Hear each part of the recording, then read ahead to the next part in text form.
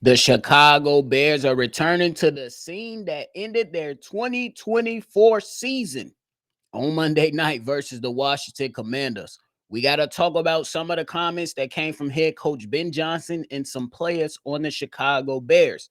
And the Philadelphia Eagles players, three specifically, hold a meeting that lasts 2 hours. We got to talk about that as well. And we also got some more trades around the NFL world. Y'all know we're going to talk about it, break it all down, but you got to hit the music first. Welcome to your number one spot for all NFL news and content, NFL Central.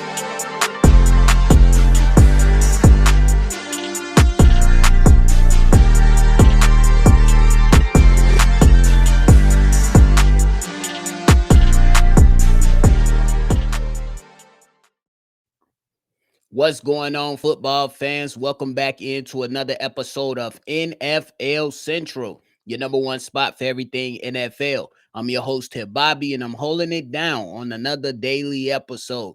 So if you're tuned in, love talking football, regardless of who you cheer for every Sunday, Monday, or Thursday, go ahead and join the NFL Central family as we love talking football over here on this platform. But hey, Monday night is a huge game for the Chicago Bears versus the Washington Commanders. We know how it all ended last year with that Hail Mary pass. The Chicago Bears were flying high with a 4-2 record, and that Hail Mary pass had that high flying plane come crashing down to end the 2024 season on a bad note. What was once thought of as a good positive start, turn it off, and ended as a bad, horrible finish for the Chicago Bears. Now, with this matchup, we already know it's going to be a lot of questions to come out and a lot of things from Chicago media to try to figure out how the Chicago Bears, coming off their bye week, are planning for the Washington Commanders. And head coach Ben Johnson was asked about it, and he kind of said what everybody thought that he would say. He went on to say, quote, "You have to ask those guys about it." And then later on went on to say, "We're a new team and we're just focused on winning this game this week," end quote. And what else more do you want him to say? He wasn't around for that. That was Matt Eberflus, the politician, the mechanic, that went out there and act as if he couldn't have done a better job to help his team to prepare, to focus, to lock in before the last few plays that transpired and ultimately ended up being the start of a horrible season. Because prior to the Hail Mary, if you all remember, I remember vividly as a avid Chicago Bears fans, but love the NFL. So I can be objective when talking and discussing the other teams, but when it comes to my team, I gotta keep it real. I is very limited with the objectivity. But before the Hail Mary play, Matt Eberflus gave up a 30-yard pass to allow the Washington Commanders to get closer and ultimately throw that Hail Mary up and win the football game. You had guys like Tyreek Stevenson, which is a Chicago Bears cornerback, trolling the fans before the ball was snapped. And when the ball was snapped, he had to run back into the play and ultimately was the player to tip the ball into Noah Brown's hands to help the Washington Commanders come out with that victory, which had Chicago media, which had me losing my mind, which had everybody scolding him, and even had Matt Eberflus bench him for like a quarter or a half. And I was like, what? You the reason. You're the reason. And it's probably Matt Eberflus probably was the reason why the season went to crap, if we keeping it real. But hey, that's old news. This is new things. There's a new guy in charge. There's a young quarterback in year 2 now.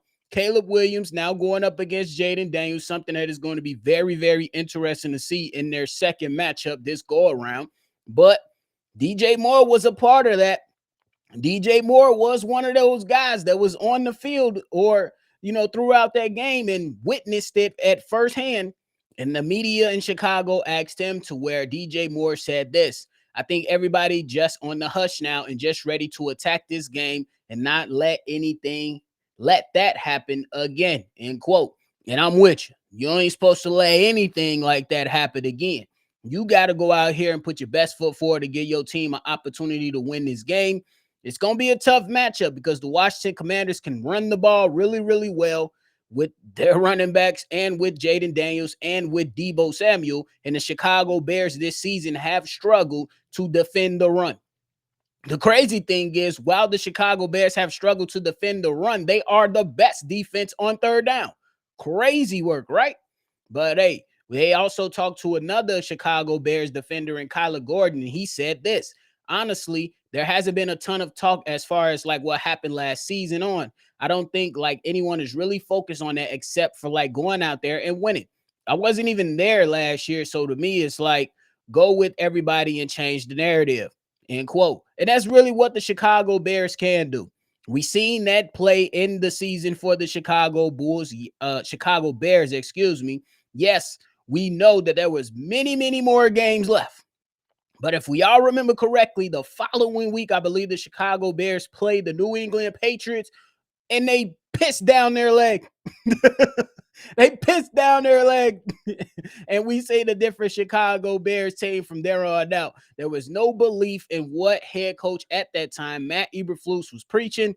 Nobody trusted him. He did not hold himself accountable. And I think if he did hold himself accountable, the outcome of the season for the Chicago Bears would have went different. But now this is a new season. This is a new opportunity. So hopefully the Chicago Bears are ready to go out there in Washington and see if they can put something on wax. That's what we got to see. That's what we got to see.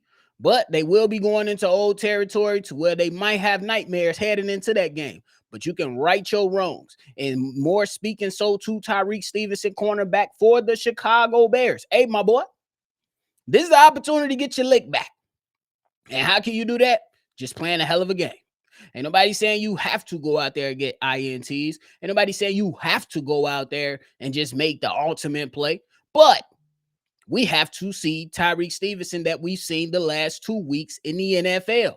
A guy that has been on a mission outside of the first 2 games of the season. We need to see the Tyreek Stevenson that has grown and was just on a podcast admitting that he let the game get bigger than what it is and was out of character. That shows maturity. That shows that he understands the moment. And we'll see what the Chicago Bears can do versus the Washington Commanders, who are a solid team who's still trying to move forward and see if they can go out there and grasp some of those accomplishments that they had last season. It's going to be a tough matchup. Nothing is a gimme in the NFL. And after a weird week of NFL football, to where I believe 7 teams came back and won a game, it's going to be a crazy week ahead for a lot of teams in the NFL this week.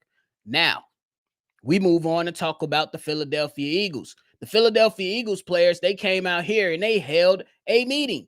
Not the entire team, but 3 people. Jalen Hurts, Saquon Barkley, and A.J. Brown. If we all remember, just this past weekend, the Philadelphia Eagles lost to the Denver Broncos after being up 17-3. They ultimately lost that game. And in one of those plays, A.J. Brown stopped running his route. It ain't no way around it. A.J. Brown stopped running his route, and a deep pass that could have went for 6 ultimately ended in nothing. And according to sources, that meeting between those 3 players lasted 2 hours. 2 hours. Look, I don't know about y'all, but I done been in a number of positions in a number of places to where a meeting that lasts for 2 hours don't do nothing but get on my damn nerves.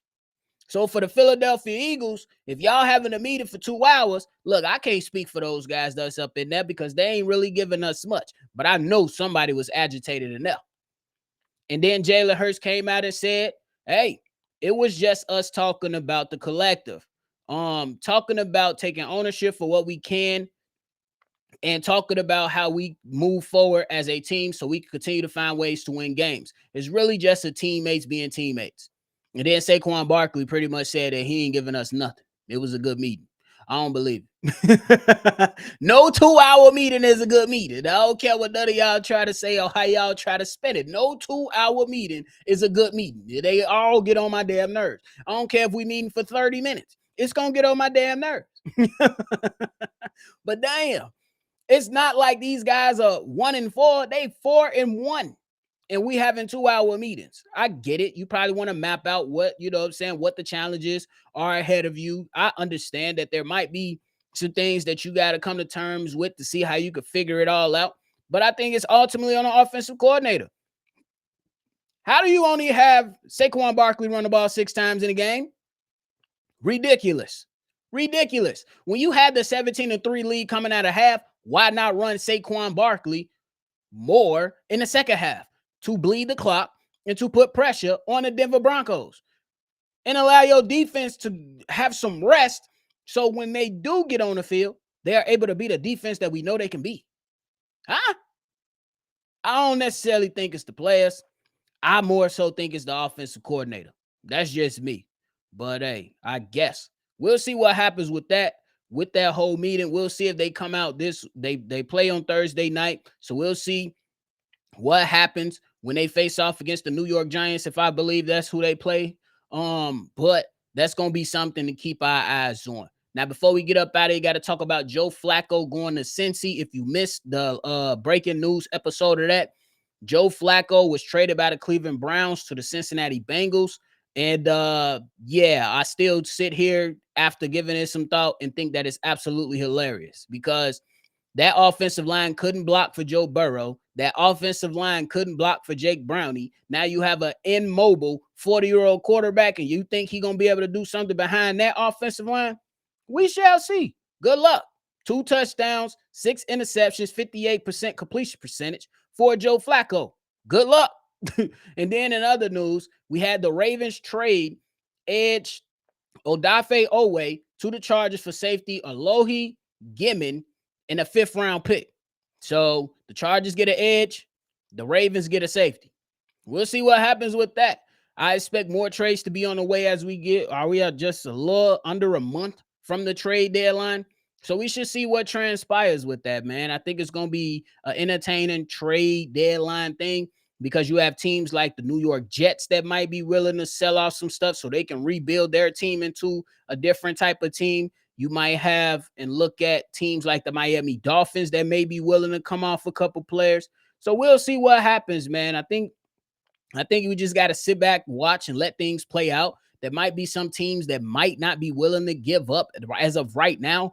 But as these weeks goes on, I think we get closer and closer to the NFL trade deadline that we're going to see some more moves. So y'all make sure y'all stay locked in, tuned in, and right here, man, NFL Central. As these things go down, we're going to be right here reporting it, either myself or Steve-O, or we're going to do it as a collective, man. But hey, that is it from me today, y'all.